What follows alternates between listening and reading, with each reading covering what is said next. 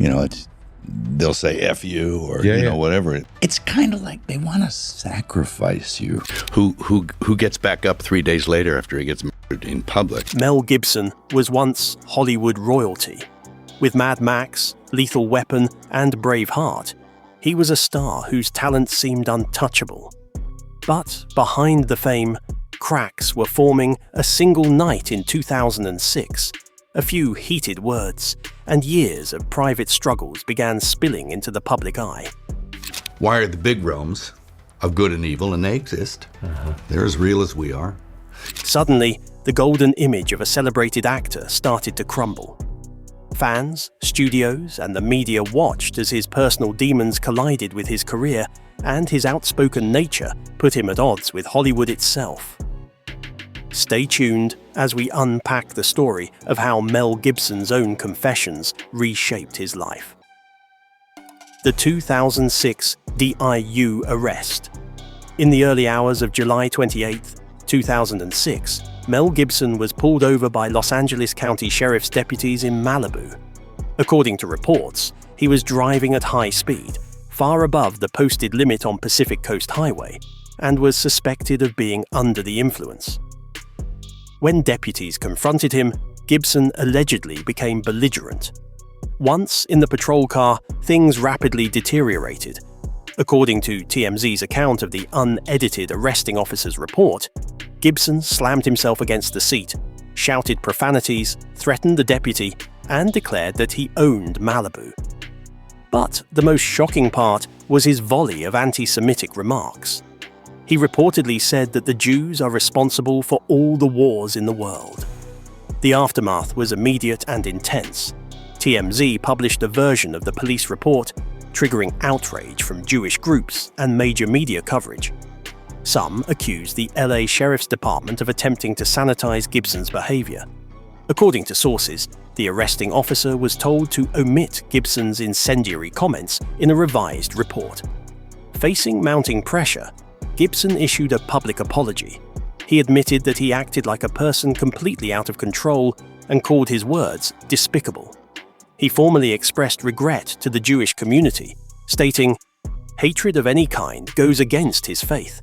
In a more profound step, he called for a meeting with Jewish leaders to find a path for healing. Gibson also acknowledged his ongoing battle with alcoholism, describing the arrest as part of a larger relapse. Legally, the consequences were significant but limited. Gibson was sentenced to 3 years probation, ordered to attend Alcoholics Anonymous meetings, and fined. Still, the reputational damage was severe. Hollywood was forced to reckon with his outburst, and the incident became a defining moment in his public life, one that would echo through his later controversies. In the years following his DUI scandal, Mel Gibson's life once again exploded into controversy, this time in the deeply personal arena of a romantic relationship. His relationship with Russian musician Oksana Grigorieva, which began after Gibson's divorce, ended, not just with heartbreak, but with public audio-recorded allegations of abuse. Domestic violence. Allegations. In 2010, Grigorieva released secret recordings of telephone conversations between her and Gibson.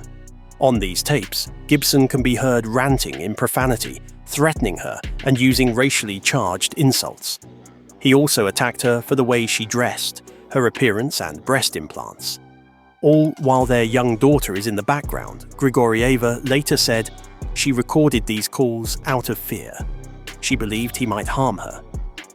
The tapes quickly went public via celebrity news outlets, triggering widespread condemnation and fueling a media firestorm. Shortly after the recordings went public, Grigorieva filed a restraining order against Gibson in June 2010.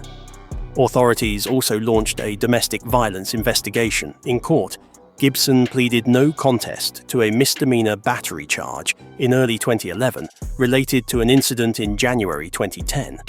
As part of his sentence, he was ordered to undergo counseling, perform community service, and serve probation.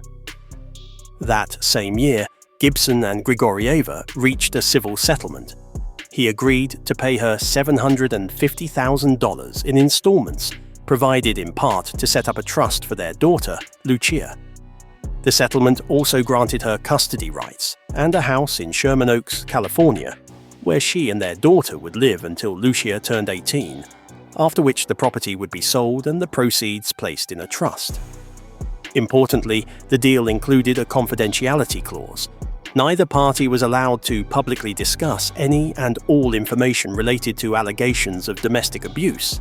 Grigorieva later violated that confidentiality agreement. In a 2013 interview on The Howard Stern Show, she spoke about her experience, which the court interpreted as implying she had suffered abuse by Gibson.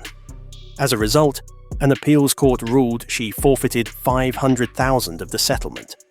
From Gibson's perspective, the leak of those intimate, volatile recordings was a personal betrayal. In a later interview, he described the tapes as terribly humiliating and painful for my family.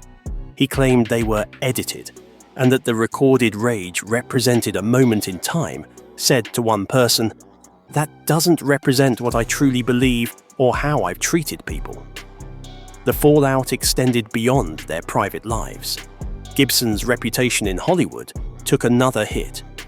He publicly admitted he did not care if I ever acted again. Several of his projects were delayed, and some collaborators reportedly distanced themselves from Grigorieva's allegations, and the tapes became a powerful symbol in his ongoing image crisis. For Gibson, this was more than a legal or financial problem. It was a stark exposure of his personal demons, amplified by his own voice for the world to hear. Even outside the high-profile DUI arrest and domestic disputes, Mel Gibson's reputation has repeatedly been shaped by his own words and public behavior. Over the years, several smaller incidents added layers to the public perception of him as volatile and outspoken. Attempt to redemption. His attempts at redemption didn't come through dramatic public campaigns or flashy apologies, but rather through quieter, consistent efforts to demonstrate personal growth, take responsibility for past behavior, and return to the work he was known for. Gibson's first significant step came through rehabilitation and counseling. Following the 2006 DUI arrest, he entered treatment for alcohol addiction, something he openly acknowledged as a long-running struggle. He spoke in interviews about childhood trauma, anxiety, and dependence, describing alcohol as a destructive coping mechanism that had fueled some of his worst behavior. While he didn't seek sympathy, these admissions helped shift the conversation from scandal to personal accountability. It was the first sign that he wasn't ignoring his past, but trying to understand it. Professionally, Gibson's initial return to Hollywood was slow and deliberately modest. He took smaller roles that didn't place him at the center of massive marketing campaigns. Movies like The Beaver 2011 showed he was willing to work under the radar, focusing on craft rather than attention. Though the film didn't erase public skepticism, it reminded viewers that Gibson remained a capable performer when separated from controversy. The turning point came in 2016 with Hacksaw Ridge, a World War II drama Gibson directed. The film received widespread critical acclaim and earned 6 Academy Award nominations, including Best Picture and Best Director, a category Gibson hadn't been recognized in since Braveheart. The industry's response didn't signify universal forgiveness, but it demonstrated something important. Talent, consistency, and a strong body of work could slowly re-enter the conversation, even when the public memory of the scandal remained strong. Off-screen, Gibson also made personal efforts to repair strained relationships. He spoke more openly about fatherhood, sobriety, and the importance of growth. Friends and colleagues often described him as calmer and more introspective than in earlier decades. He supported younger filmmakers, appeared in smaller independent projects, and took on roles that didn't rely on former stardom.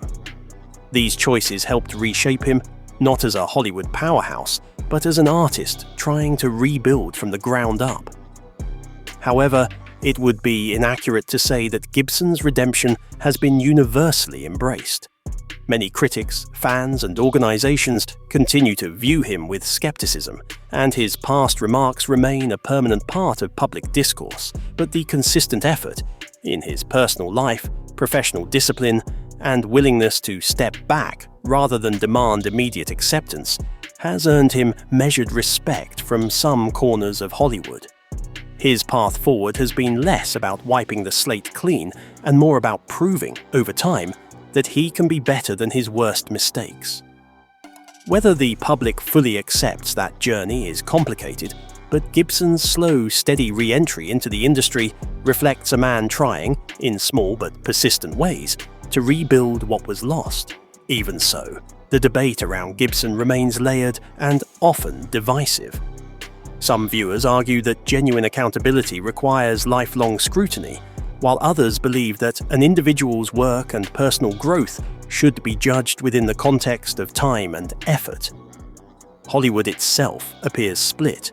Certain studios remain hesitant, but independent producers and creative collaborators have shown a willingness to engage with him. What's clear is that Gibson's trajectory no longer follows the predictable arc of a mainstream star. Instead, it reflects a complicated second act shaped by restraint, selective opportunities, and the understanding that redemption, if it comes, must be earned slowly. If you enjoyed this video, please like and subscribe, and click on the next video shown on your screen.